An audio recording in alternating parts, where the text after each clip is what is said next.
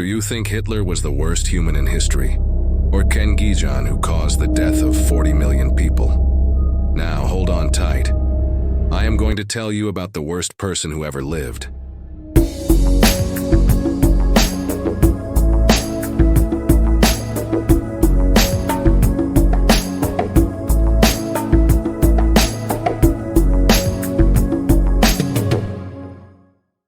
Historians describe the reign of the Emperor Caligula in unsettling terms. This was a man who made his horse a consul, emptied the imperial treasury, practiced a reign of terror, and encouraged all kinds of immorality. On top of this, Caligula believed himself to be a living god. His short 4-year reign ended in a brutal assassination at the hands of his own men, a fitting end for a mad, evil, and terrible man. Or was it?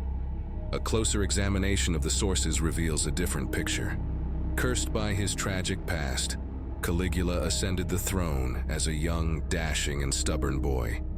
His determination to rule as an Eastern absolutist pitted him against the Roman Senate and ultimately resulted in the emperor's violent death. Although his successor was forced to punish the criminals by the will of the people and the influence of the army, Caligula's name was cursed for generations to come. In the 12th century AD, a child was born in the heart of Rome, but no one thought he would become the most cruel man who ever lived. He was Caligula. He was Roman emperor for 4 years, between the years 37 and 41. His upbringing by parents who were already psychopaths and the brutal environment in which he grew up prepared the ground for him to become a maniac. His first strange behavior was caused by his baldness complex. He didn't let anyone look down on him and shaved the hair of everyone around him. But believe me, this was nothing compared to what he would do next.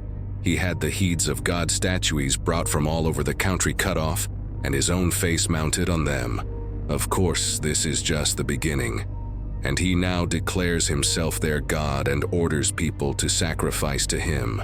His perversion is such that he has a child with his sister. But before the birth, he made her open her belly and abort the fetus and declared her a demigod. When his sister died, he forbade the Roman people to laugh, bathe, eat as a family, and talk to each other in the street during the mourning period. Despite Caligula's actions, his nicknames may seem a little strange. Father of the fatherland and armies, the best and greatest ruler, the man of faith, and many more. But the more beautiful part is that he gave himself these names. At the time, Roman emperors were the most powerful and untouchable people in the world. This intoxication of power allowed people of weak character like Caligula to do unthinkable things. If you lock eyes with him, it's your death sentence, and a crazy death at that. With the special torture devices he had his own engineers make, he used to remove almost all the bones in the body while the person was still alive, and he took great pleasure in watching this, especially at mealtime, sitting at the table and tasting a bit of it. He also had simple solutions to fill the state coffers that were empty due to his extravagant spending. Kill the rich and confiscate their property. Speaker Walm.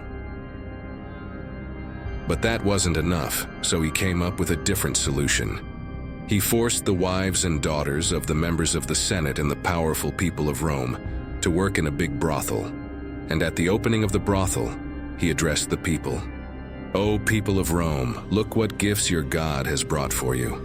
I give you the families of all the senators, and for a small price you can play with them as you please." He even prepared a special palace for him.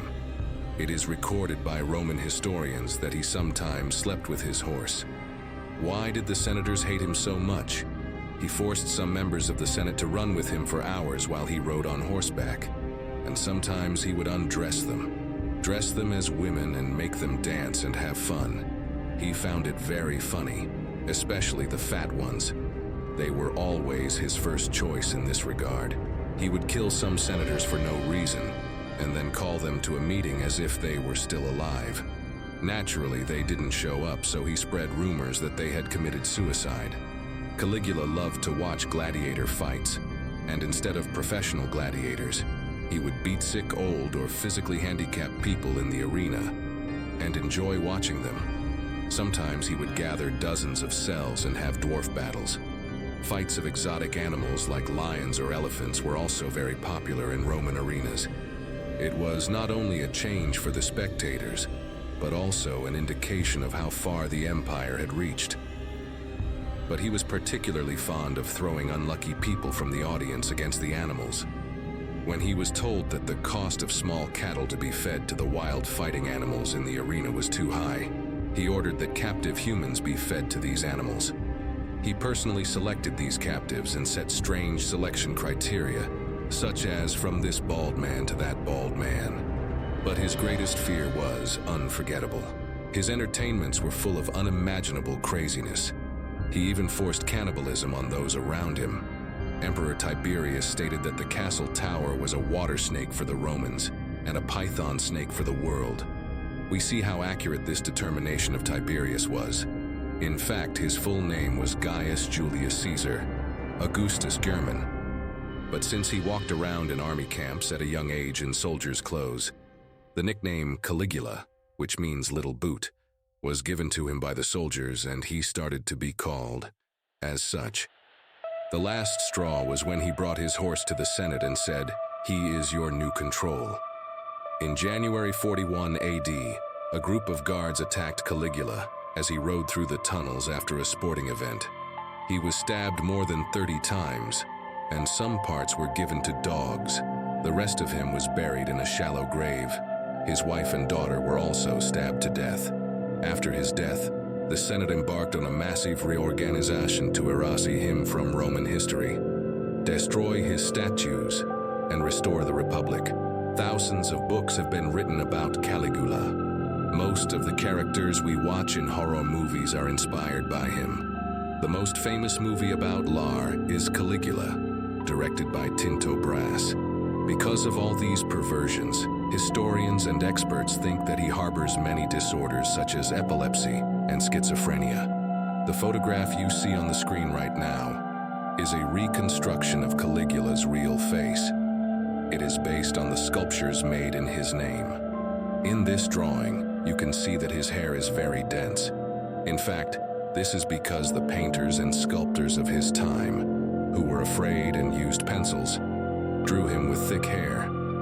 And I can assure you that I have only been able to include 1/10 of what he did, because our laws do not allow us to tell more. Intro. Yes, today it has been enlightened. Of course, it is debatable whether this is the case in reality, but Caligula's perversions, his true face, has been shaped by exaggerated works of art. However, there are many atrocities that are not depicted in the drawing. Caligula's atrocities will forever remain a historical stain. This was our video today. Don't forget to subscribe and like my channel for the continuation of this kind of content. Bye.